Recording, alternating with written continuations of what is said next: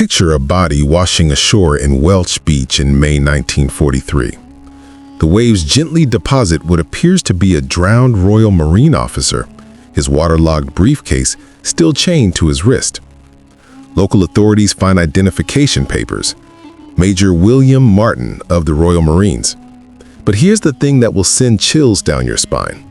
This man never existed, yet his death is about to change the course of World War II forever. This is the story of Operation Mincemeat, one of the most audacious deceptions in military history. In early 1943, the Allies desperately needed to strike at Europe's soft underbelly. Sicily was the obvious target, but everyone knew it, including Hitler. The Germans were fortifying the island, turning it into a fortress that would cost thousands of Allied lives to capture.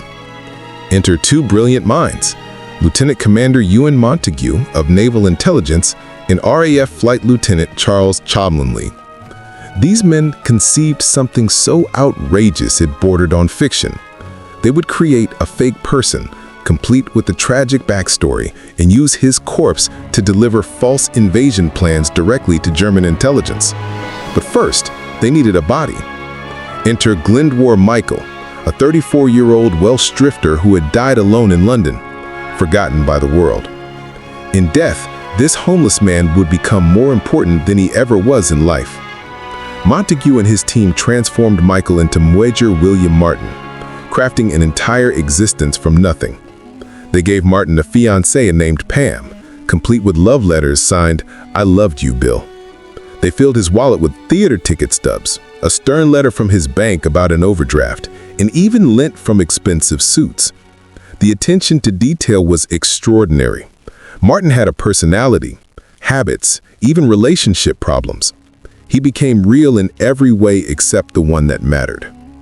The crucial element was a letter from Lieutenant General Archibald Nye, seemingly casual correspondence that mentioned the Allies' real target, not Sicily, but Greece and Sardinia.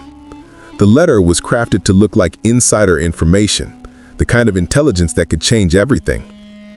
On April 19, 1943, HMS Seraph pushed a steel canister overboard off the coast of Huelva, Spain.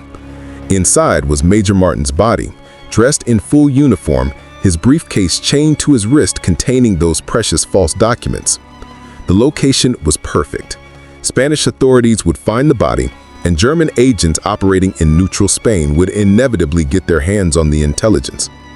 The plan worked beyond their wildest dreams. Spanish officials discovered the body and, as predicted, German intelligence obtained copies of the documents. The false intelligence traveled up the chain of command until it reached Hitler himself. The Führer, already paranoid about the Balkans, completely bought the deception. He immediately ordered troops diverted from Sicily to defend Greece and Sardinia. When Operation Husky launched on July 9, 1943, the Allies found Sicily's defenses significantly weakened. What should have been a bloodbath became a manageable invasion. The island fell in weeks rather than months. Historians estimate that Operation Mincemeat saved up to 30,000 Allied lives. 30,000 sons, fathers, and brothers who came home because of one elaborate lie.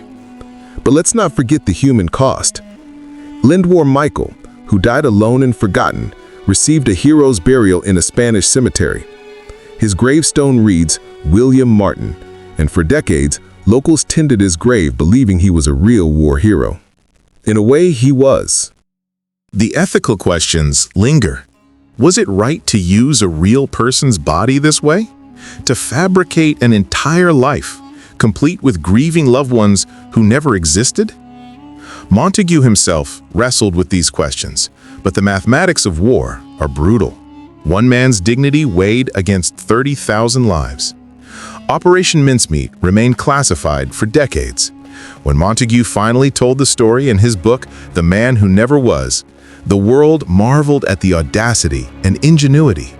Here was proof that in the darkest hours of human conflict, creativity and imagination could triumph over brute force.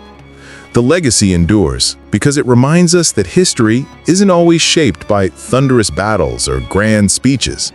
Sometimes it's changed by a corpse on a beach, a love letter never sent, and the quiet brilliance of minds that refuse to accept the impossible.